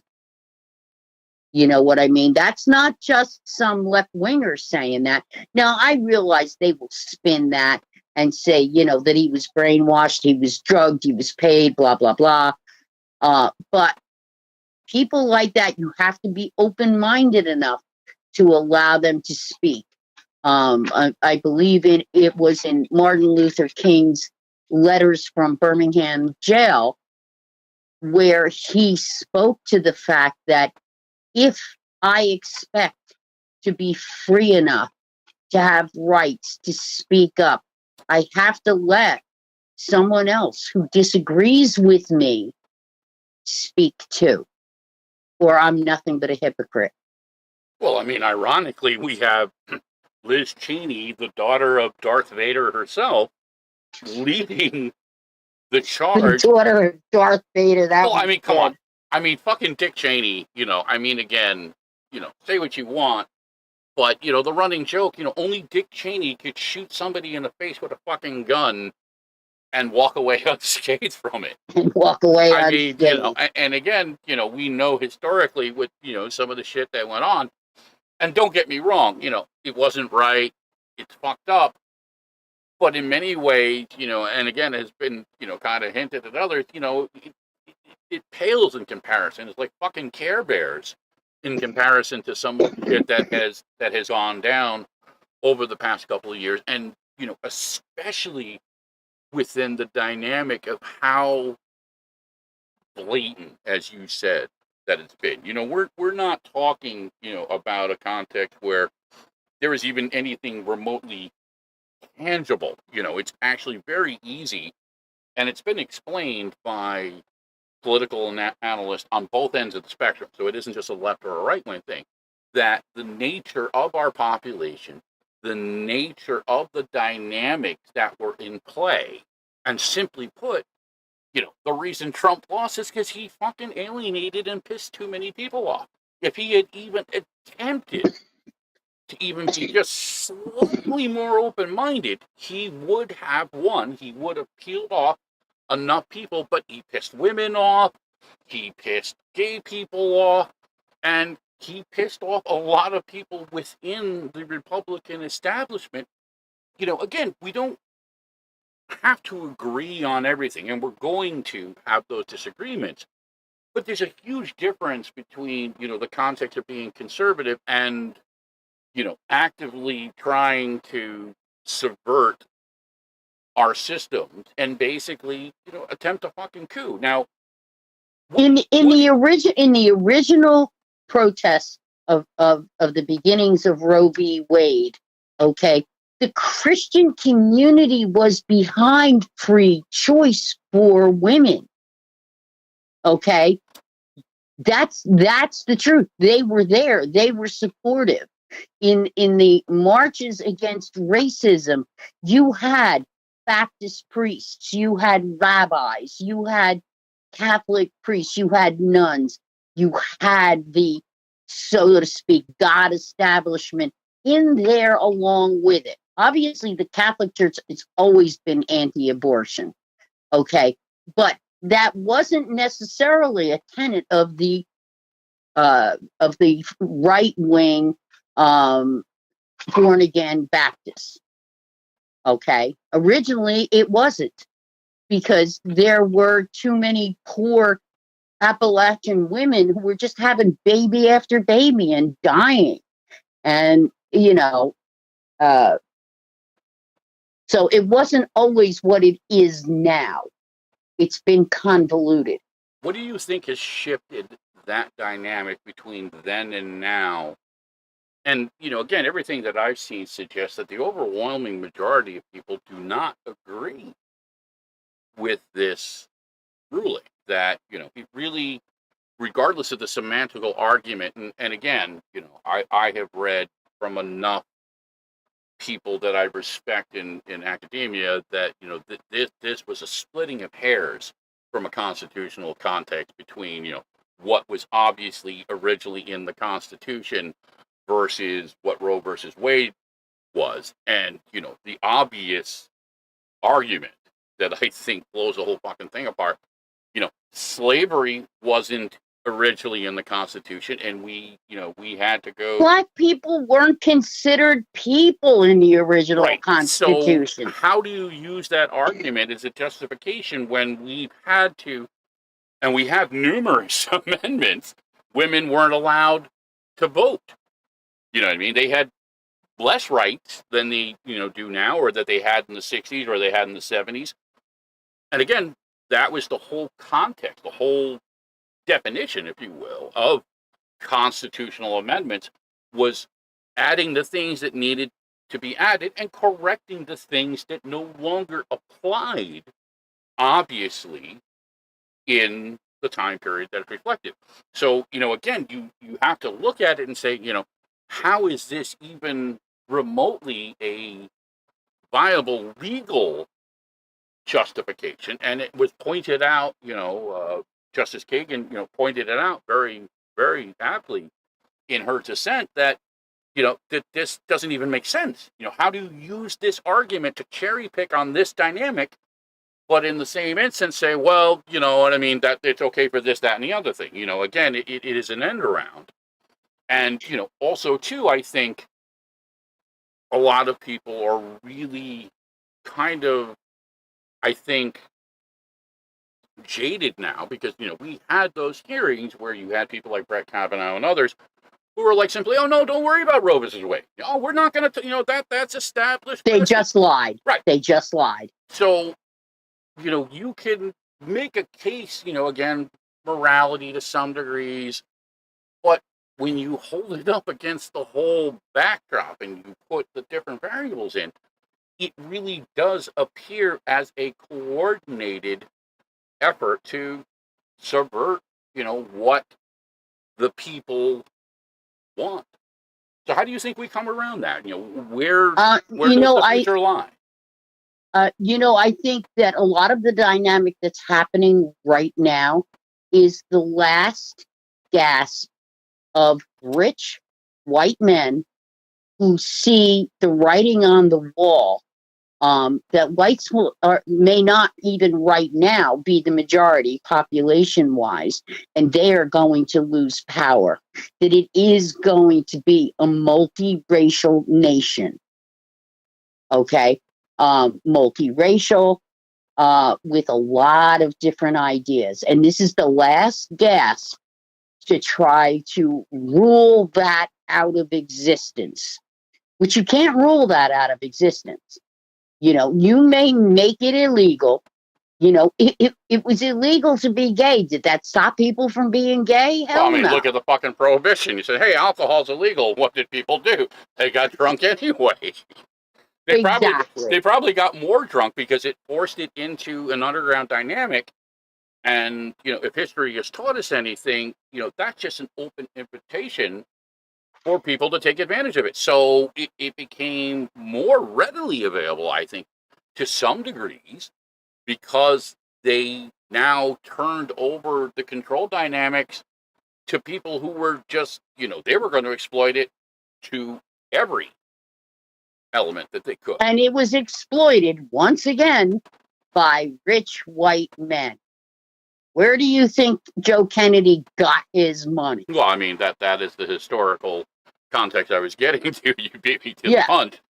But yeah, and you can see that dynamic, obviously with the Hearst and, the dynamics of hemp, the paper industry, pretty much set the stage to take away the ability for competitors to cut into their profits. And it stayed on the books for generations under a false narrative, and again became weaponized within the framework of our legal system as, again, a control mechanism. Again, no coincidence. I think it's 80% of our country's jail systems are all privatized now. It's like some ridiculous number now. Yeah, it's a huge number. It's a huge number. And, I think that,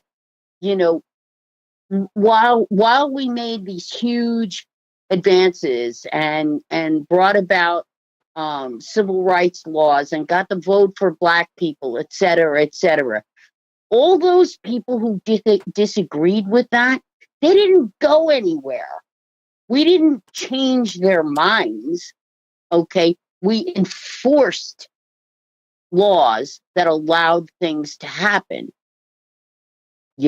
So those people are the marginalized people who felt like, oh, hell no. And they've just been quietly waiting to bring back what was. Anyone who doesn't get that, Make America Great Again was about taking away people's rights is fooling themselves. You listen to the chants of those who came out and marched on the right. Jews will not replace us. Okay? These are the dynamics that are there. They never went anywhere. We just managed. So now they want to turn around and see if we can't buy this back. Well, Originally, the South was Democratic. They were called Dixiecrats.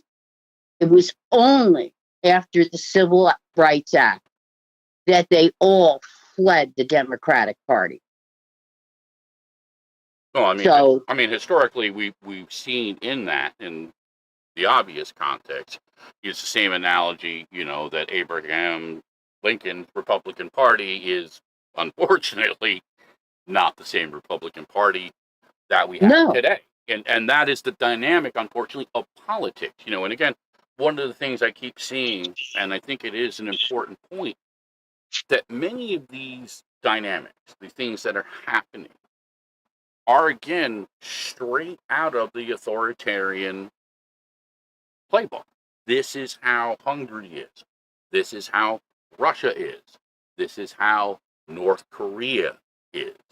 This is how Cuba is. And they all have the common denominator of the social restriction, freedom of speech, freedom of the press, the social dynamics, be it, homosexuality, gay rights, women's rights, the obvious class dynamic. But, and again, I hate to use the Nazi Germany analogy, but this is exactly the template that set the stage for World War II.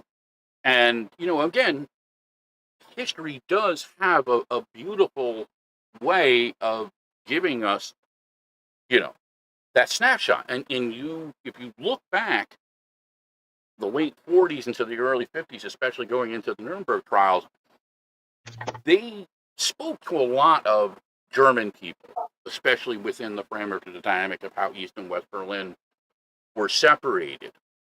And the overwhelming majority, were like, they were either afraid to say anything, or they were like, I thought what they were telling me was true. I believed a lie. And that just shows, I think, how incredibly dangerous and problematic it is when you have demagogues basically, screaming these insane, rhetorics, all under the guise of, again, this, that, or the other thing. Again, you and I have joked about this. We both lived through the dynamic, having, lived here in the tri-state area all of our lives, that we remember the day when Mr. Cheeto was a Democrat and hung around with the Clintons and spent a lot of money within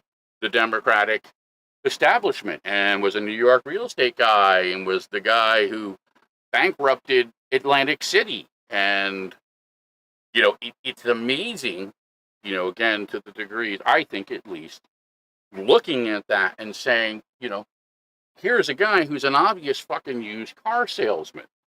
You know what I mean? Say what you want about politics and stuff, but you know what I mean? You're going to carry the conservative banner. And I'll just use the analogy of the chief, being my grandfather and stuff. He's got to be rolling around in his fucking grave. You know what I mean? Seeing the degrees that these elements have been co-opted, but in many ways, he helped write the playbook for the weaponization of misinformation. Cherry picking elements and Absolutely. then just laser pinpointing them into manipulating the masses, creating that nationalistic type of dynamic. Oh, these people, they're trying to take your jobs away. They're trying to take your rights Correct. away.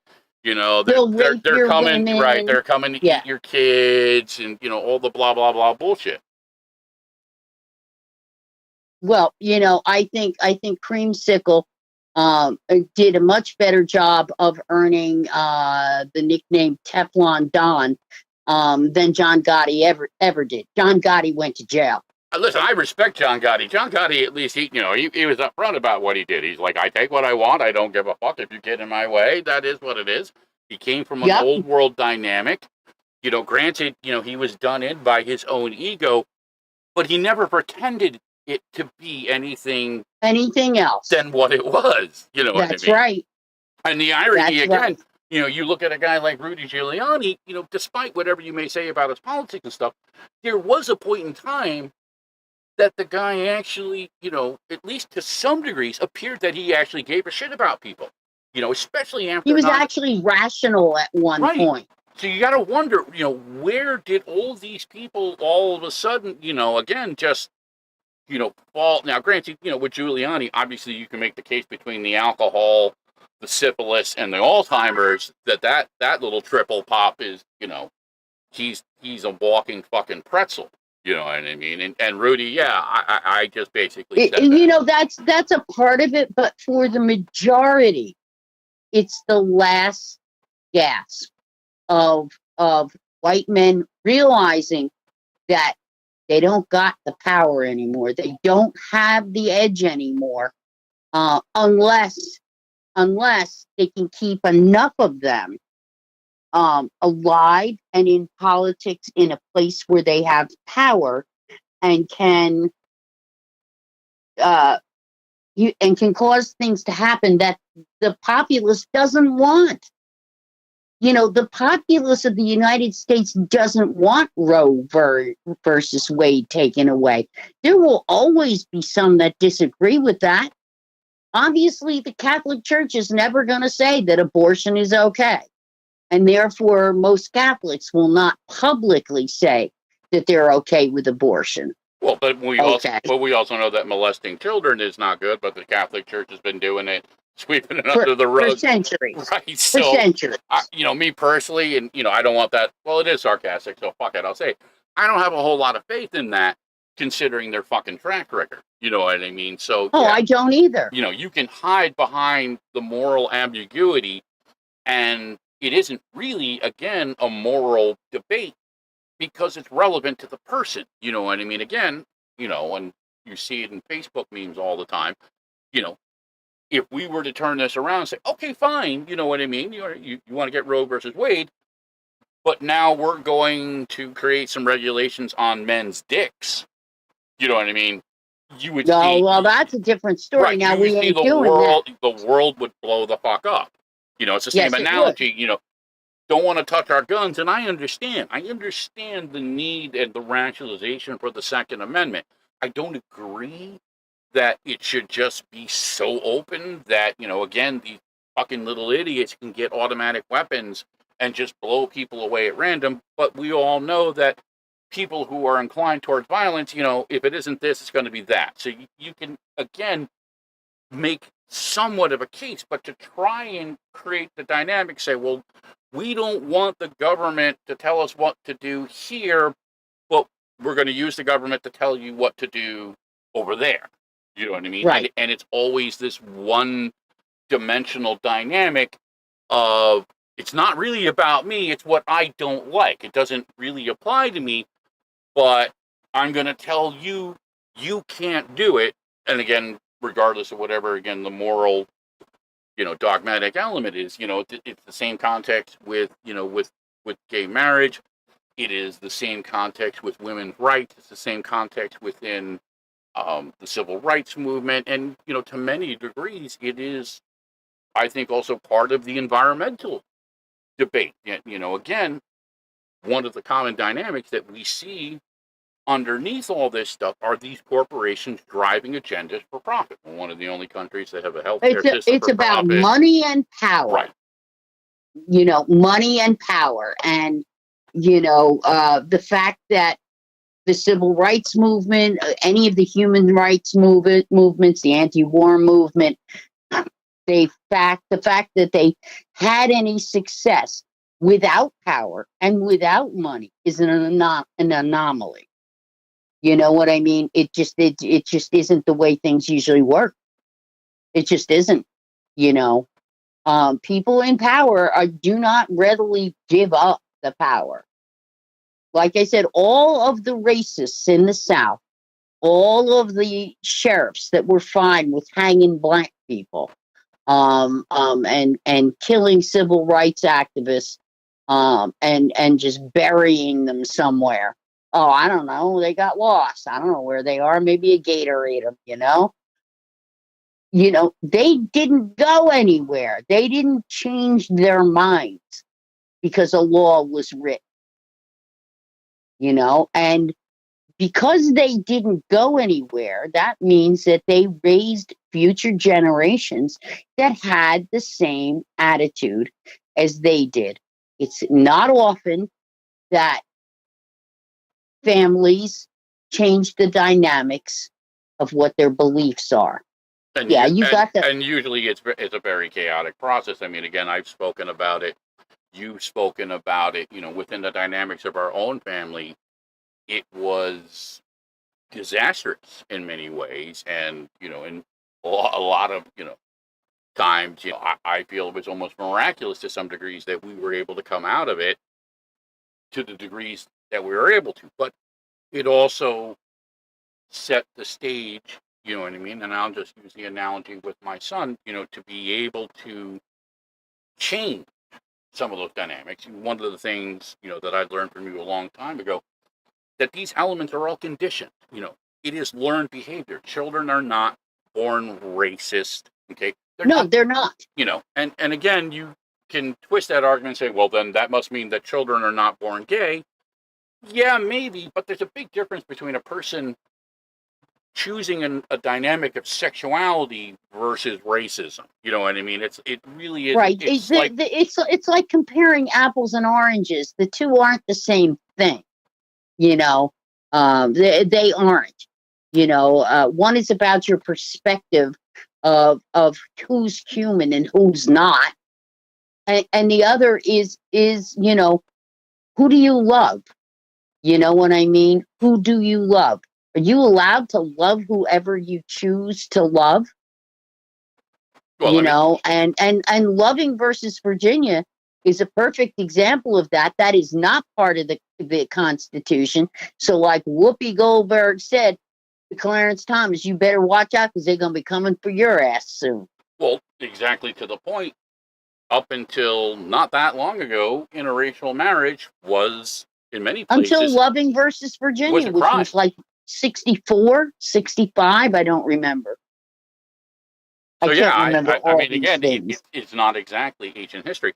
One of the things I've talked about, and, one of the deeper ironies, and I always like to point it out because he was one of Carlin's tenets, was that, they're always talking about, especially within the religious dogma, about this and that and everything. But if you actually read the fucking word, you know what I mean, as I was forced to as a child, you know what I mean? We joke about the Sunday Bible hells with the moose, and that's just an inside joke. But the word, if you look at it, Jesus hung out with lepers and whores, threw the money lenders out of the temple, preached dynamics of loving thy neighbor. You know what I mean? Well, And how, yeah, Jimmy Carter recently said, as old as this man is, he recently said that if Jesus knocked on the doors, and I'm paraphrasing him, obviously, knocked on the doors of today's conservative, Bible beating folks, he'd be turned away. He'd yeah, be well, turned away. it's ironic again that the religious dogma again becomes the, you know, the framework of, oh, well, can't do this, shouldn't do that. But it's completely contradictory to what the word actually says. A friend of ours had done a Facebook post, and it was amazing how quickly it triggered people because he pointed out literally within biblical verses where the Bible actually talks about abortion being okay. You know what I mean? Yeah. If it's in this context, then oh yeah, absolutely.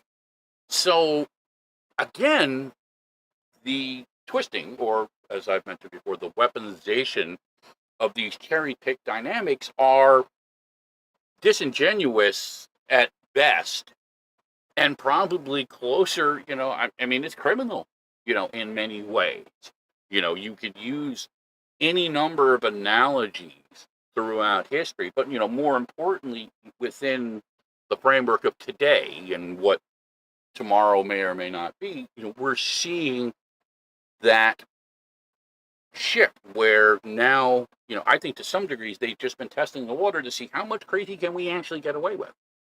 And considering the amount of crazy that they've been able to get with, I think, like you said, I think they're fucking emboldened, and I think a lot of people, for Well, valid, for valid and honest reasons, buy into they're drinking the fucking Kool-Aid. Right, because they are disenfranchised people. They are people that don't believe that they lost the Civil War, okay? Who are as racist as they were before the Civil Rights Act, if not even more so now. So, I think the only thing that scares me is someone who is just only has to be a bit smarter than Trump. Okay. He was wily. He was crazy. Okay. But he wasn't smart enough to be able to actually pull it off, right? Right. To actually pull it off. The next guy has a blueprint. Yeah. Well, I think that has been one of the, I guess it is the 800-pound gorilla in the room. You know what I mean? What's going to happen down the road? To what degree is this really now setting the stage to just splinter apart some, dynamics? Now, again, Roe versus Wade, goes back, 50 some odd years ago. But I mean, gay rights is, again, not that old. I mean, that's been a long, hard fought battle. And again, it's not a morality issue. You know what I mean? Again, I take it from the Carlin, context. I don't give a shit who's fucking who as long as they're not trying to fuck me or mine. You know what I mean? Obviously, within reason, I think 99.9% of the population will agree fucking children is not acceptable. You know what I mean? So we can draw that line. But, again, even still, well, if you're a Mormon, you know what I mean, it's okay. But, or if you're this, you know what I mean? Or the Catholic Church says, well, we'll just pay you off to go away. So even within just some of the basic dynamic of things that at least I thought we could all agree upon have now become kind of gray. You know what I mean? It's okay to kill if it's, dropping some bombs on some brown people. You know what I mean? We don't want, to be told how to do this, that, and the other thing. And we don't want to spend money on poor people or old people. And we don't want to give kids, free school lunches.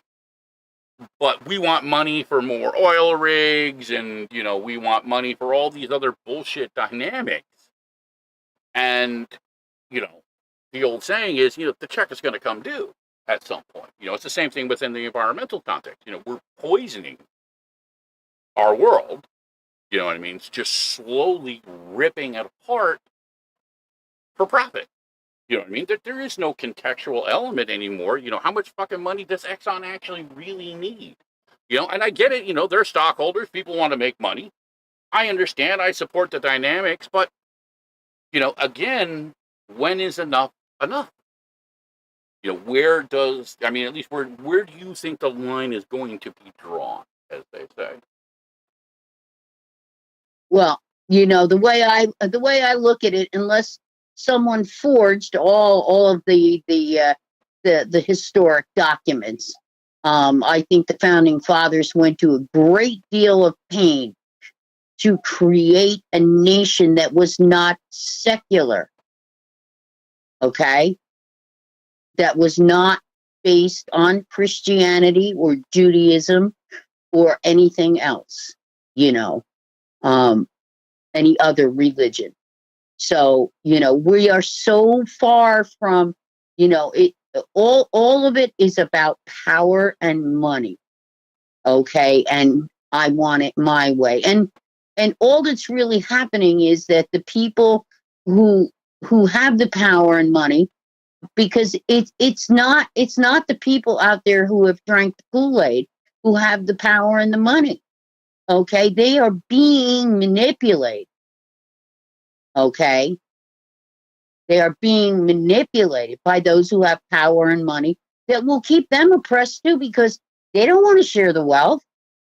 They don't want to share the wealth with the Kool-Aid drinkers. You know what I mean? They don't want to share the wealth with the Proud Boys. They'll share enough of it, maybe, to keep them drinking Kool-Aid. So, the powers that be are actually much smaller than the people that they manipulate, that keep them in power, that are only kept in power because they've managed to manipulate the narrative. They're not in power because they offer anything real. Well, no, I mean, that has been, I think, one of the common arguments on both sides of the fence is that the political system as it stands does not work. And it hasn't worked for some time. What do you see? And again, because we're kind of at the end of the time, so I want to kind of ask you for kind of like your final thoughts about where we're at, and what can we do? What can the average person do?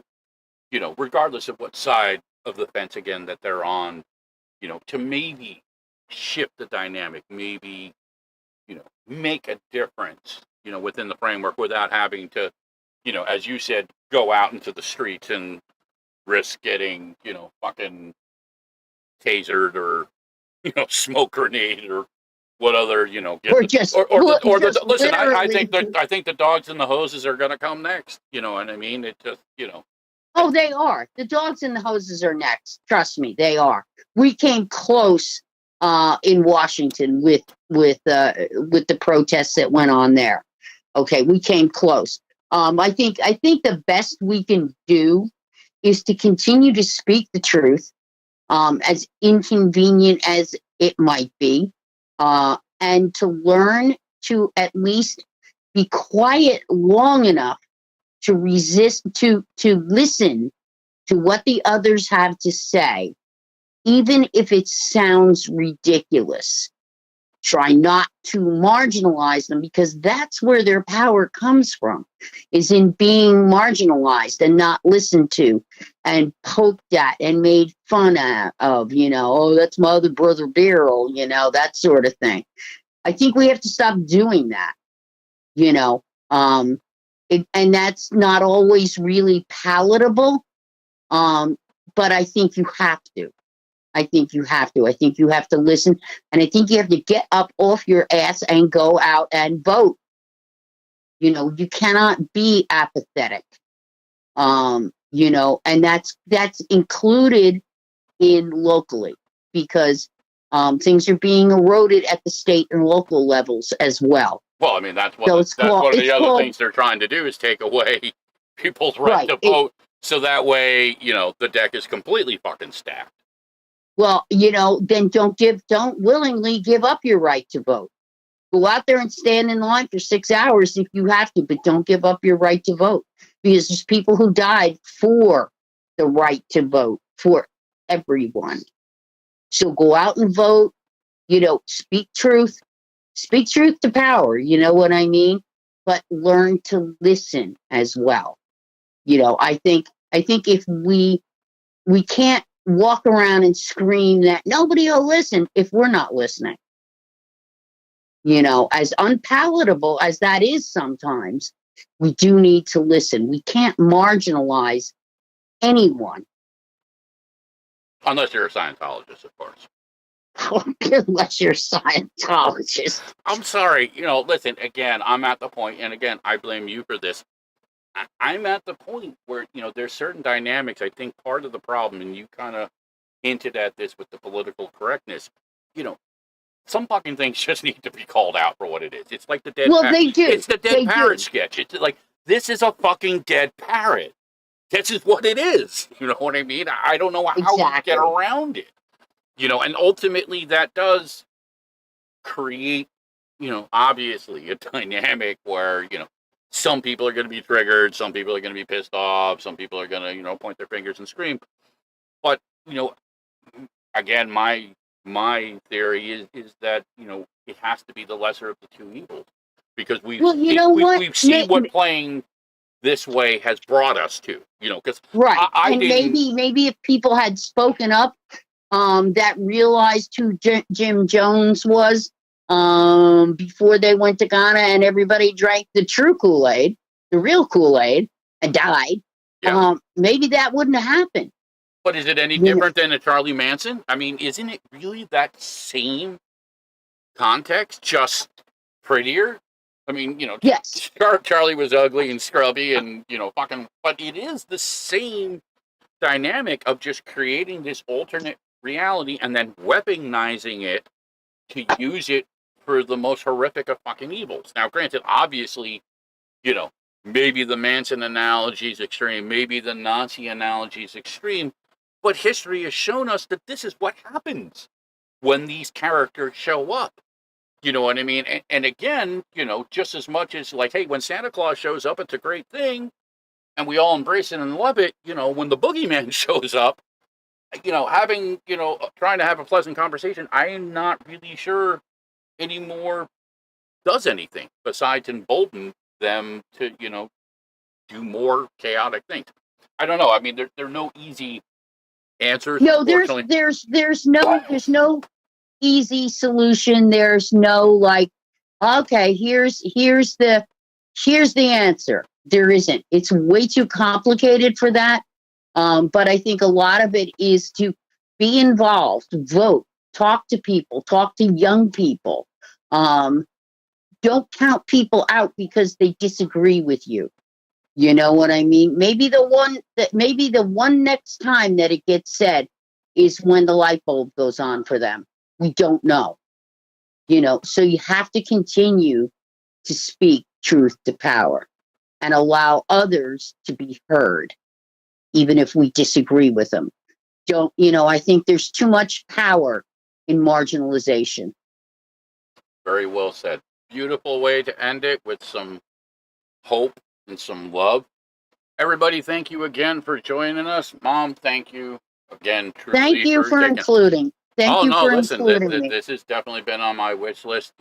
Again, I believe it's important to maintain that connection, not only to our past, but, to many degrees, it helps us, guides us to where we want or hope to at least try to get to in the future. And, again, within 3 generations now, dynamic that you taught me, I've taught my son, I'd like that to be able to pass on. I don't want to watch the world descend into fucking anarchy or chaos or, blow ourselves up out of spite. So, again, as you said, what else can we do to certain degrees? Because I don't subscribe as you do to the whole burning shit down. Again, as tempting as a French Revolution is to some people, the reality is that innocent people suffer, and that never bodes well. So no, we do the things we can. I love you. Thank you again. I love you too, I will Frank. definitely get you back out here again. And to everybody else, I'm going to close it out with a little bit of I guess you could say, relevant track that we did. It's called The View Below. It's got a lot of really good photography from our brother Rick Garrity, who, again, took some dynamics from across the country of the disparities to some degrees that we talked about a little bit tonight and that we've talked about before and that we will talk about again. So until next time, know that you guys are loved. Thank you for your love and have a good one.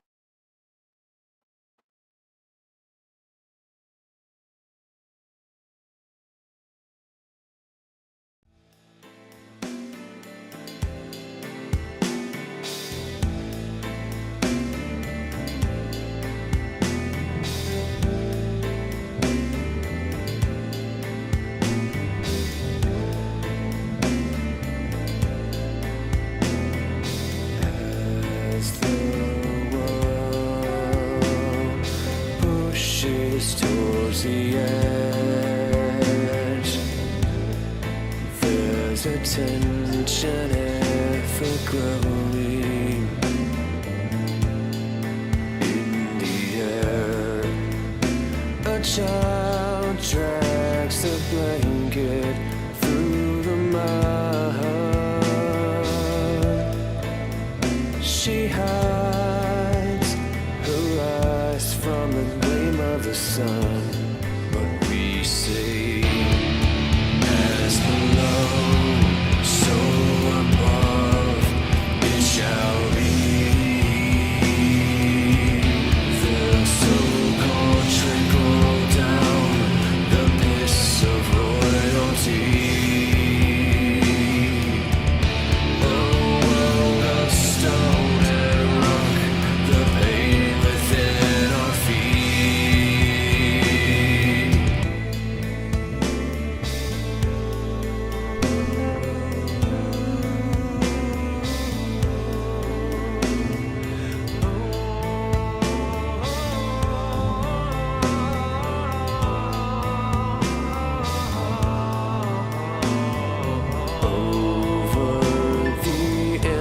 Sees to most certainly his grave.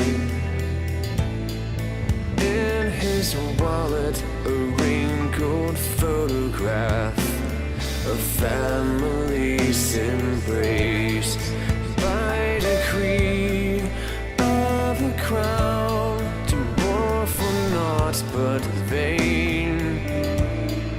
They send the desperate poor to die, but we say, as above, so below, it will be. The tower of reflective glass, the view below their feet.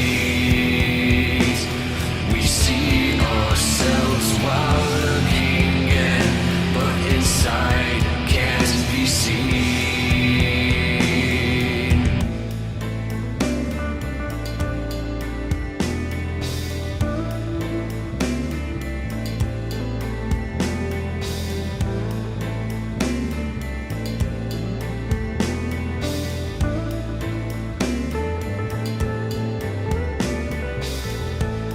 The old proverb speaks true.